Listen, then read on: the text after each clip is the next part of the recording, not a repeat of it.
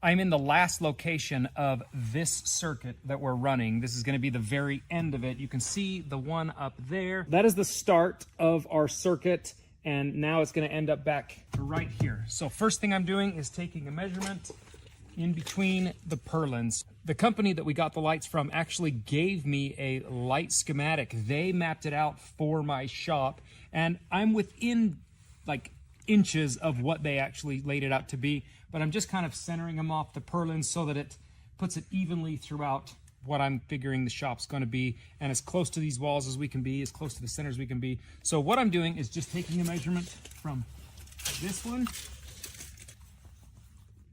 11 feet. Now I'm going to come back this direction, and now I'm going to go to where 11 feet is as well.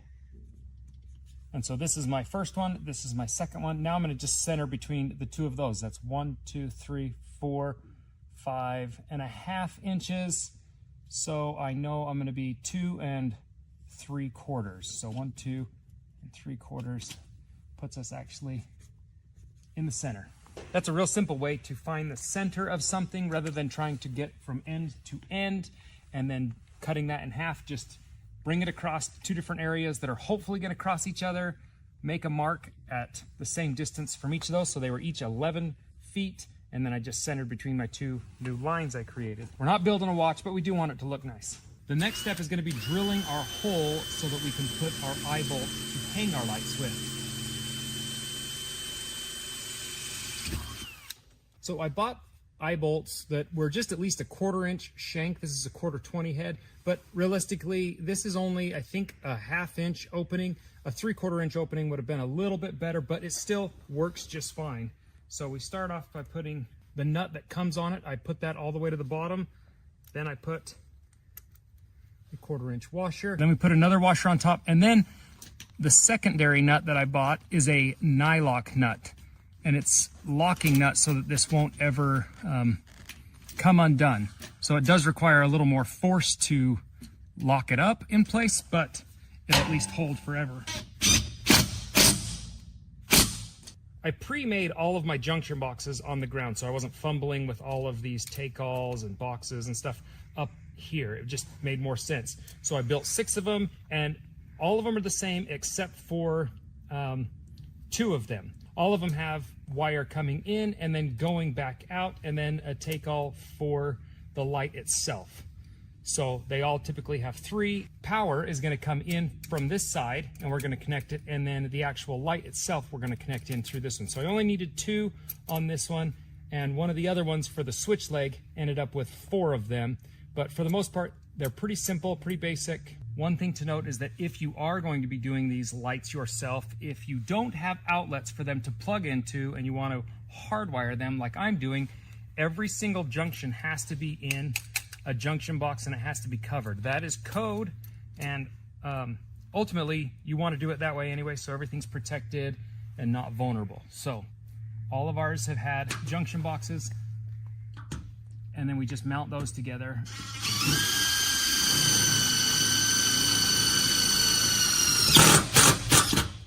Because we are running this wire and leaving it exposed, it does need to be in some sort of a conduit, or it needs to have a shield on it. So instead of running conduit and then pulling wire, I just bought shielded wire.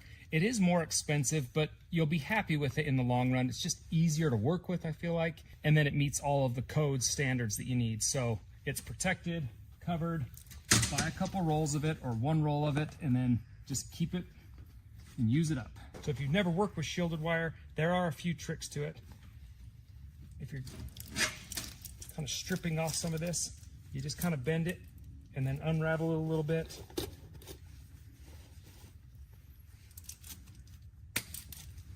Cut that off. And then I always will cut back this plastic that goes with it as well. And then one of the things I like to do is try to cut that so it looks nice and sits nice. And then if we've got any little edge bending to poke in, we definitely want to try and pry that back out, because that will work like a knife going straight into our wire when we clamp it. You will need, if you're going to be using this aluminum shielded wire, you need these little short stoppers. So they just go around the wire and then they tuck in like so. This protects the wire from this sharp edge that you just cut. This is required on all junctions.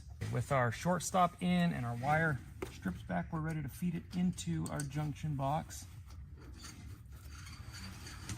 And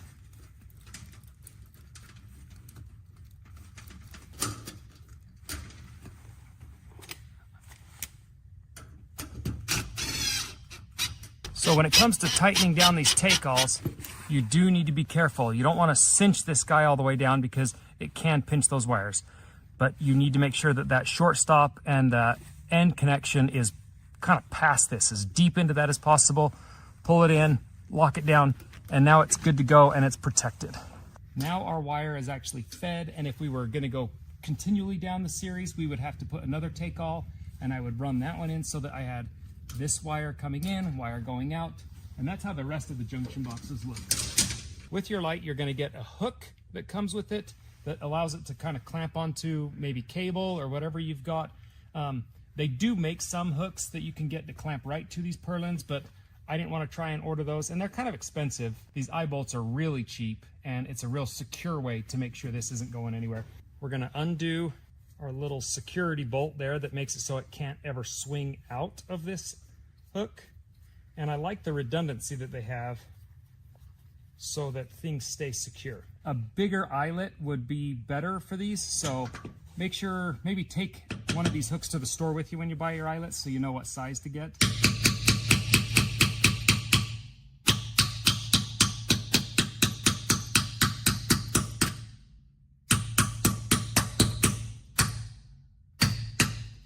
I don't mind that it's really tight because that does kind of make it so that the light won't swing too much if wind's coming through. We do get quite a bit of wind, so it at least helps hold that light a little more rigid. So then put your security bolt back. There is another security screw inside of the threads that thread to your hook, so you'll have to back that out, but you definitely want to make sure that guy's in place so that your light doesn't in any way spin or fall or work itself loose. And once that guy's secured and tight, we definitely need to put that security screw back in so it pins it to those threads and won't come undone. So between the two, it's not going to really come off that ceiling, but the company does send these, I guess I call them earthquake cables, but they're just another redundant safety protocol that allows this light to not, hopefully, ever fall from the ceiling. If this for some reason goes bad, this will catch it.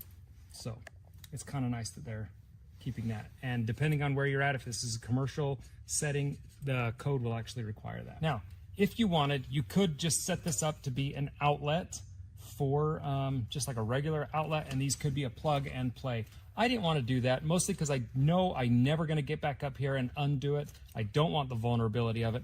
So I am going kind of the extra mile on these. We are hardwiring these. So the first step is to cut that guy off. And then I like to feed it actually back up through here, just so that all my wire stays kind of uniform. Tell the wire where to go. So I kind of give me a rough feed of where I know I'm going to come into the box from. Give me some slack off and I know I'm going to cut it. Now here's the really, really tricky part. Stripping this wire. You have to be very careful because if you cut too far, you'll cut into your wires and then you can short it and it won't repair well. So take your time here. And if you're not comfortable doing that, put the outlet on and that'll just be much easier. But if you're a little comfortable with it, I recommend doing it this way because it just looks better. So I cut just a little bit down and then you kind of pry it until you see it separate. And then I'll get just a little further and then I just work my way around a little bit at a time. Okay, there we go. Now we've got our wires all stripped, ready to go.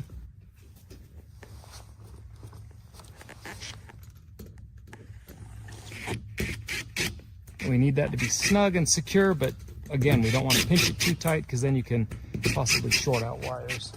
Because this is a stranded wire, this is a solid copper wire.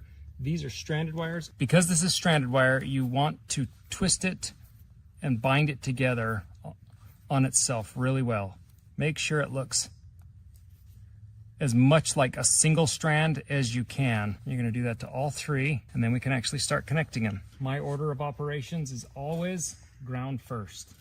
It doesn't matter. There's no right or wrong way, but it's my standard order of operations so that I verify that I'm wiring the right thing to the right side.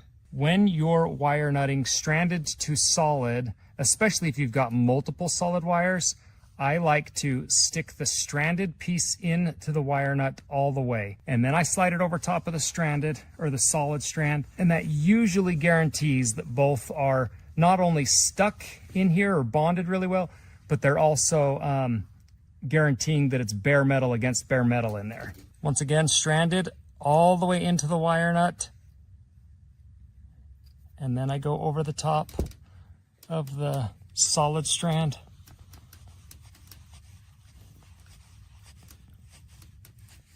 Tighten that guy up. Last but not least, a cover plate for all of them. What's cool about these lights is they actually are dimmable if you want a dimming switch to be put in place. They come with it. I'm not using it, so it just stays right there. The next thing is I'm just opening this guy up to verify that everything is on the highest setting. I want the brightest possible with these lights, but you can adjust it between the different brightnesses. And I verify that before I go down because I don't want to come back up here to adjust anything. So check that, seal it back up, and these lights are done. That looks fantastic. And I've divided this shop into being this half and that half. And I did it that way for two reasons. One, so that you don't have to have all or nothing. And number two is because 12 lights was a little bit too much for a single 20 amp circuit. So we bumped it up to two 20 amp circuits. That will really help the power feel a little more stable as well. I am getting ready to set up the other 6 lights, and I want to show you all of the junction boxes. This is the exact order they're going to go in and exactly how they're going to work. This one has 3 because the power is actually going to come from the power box to here and will feed through these.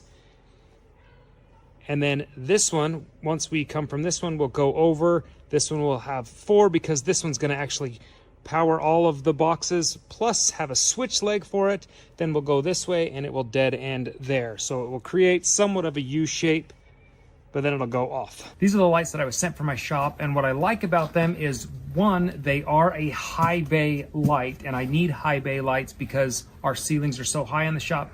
And 2, they're adjustable. I can actually change which wattage I'm using, anywhere between 90 watts or 150 watts. I've got them set to the 150 watts so that they're as bright as possible, but I love that I have the option to change it in case we shift some of the shop around a little bit. It's just adjustable. Here's what comes with it. First out of the box is our instructions, and they're pretty simple because these are a plug and play light. And I am going the extra mile and hardwiring them into my shop, but if you didn't want to do that, you could just plug them into an outlet or an extension cord and they're going to work great. They are a 2-pack, so you'll get 2 hooks, 1 for each light, 2 security cables. These are the UFO high bay light. They're 150 watts, which is not a lot of power, but considering how bright they get, they work fantastic, and we're going to use all 12 of them in our shop. 12-2 is coming up in that aluminum clad. One splits off and goes to this box, the other one splits off and goes to that box. From those boxes back, it is that 12-3 wire that I talked about, and it goes all the way back until we get to this last junction box at 12-3 wire. What I tried to do is, because that wire has 2 wires in it, I can use one to go down and one to come back up into our light switches. Since we're outside on the shop, when I wanted to run these, one thing I wanted to do was I wanted to make sure, since I have a constant hot coming in, I put an outlet on these because that won't take away from the lights. So that's cool. And then anytime I'm inside a shop or a cold room or dark room, I buy these light kind of lamp lights. So when they're off, they glow, so they're easy to find in the dark. I think that's a great option. I will link these guys down below for sure. And our lights are working just fine. So our lights are lit, the shop is lit. Now we're waiting on doors, but we're moving forward with progress on the shop. We're getting a lot done in the meantime. So if you liked today's video, give it a thumbs up. If you're new to the channel, subscribe. I will link the lights that I used and all of the other parts that I used in the description down below. Until next time, I'll see you guys later.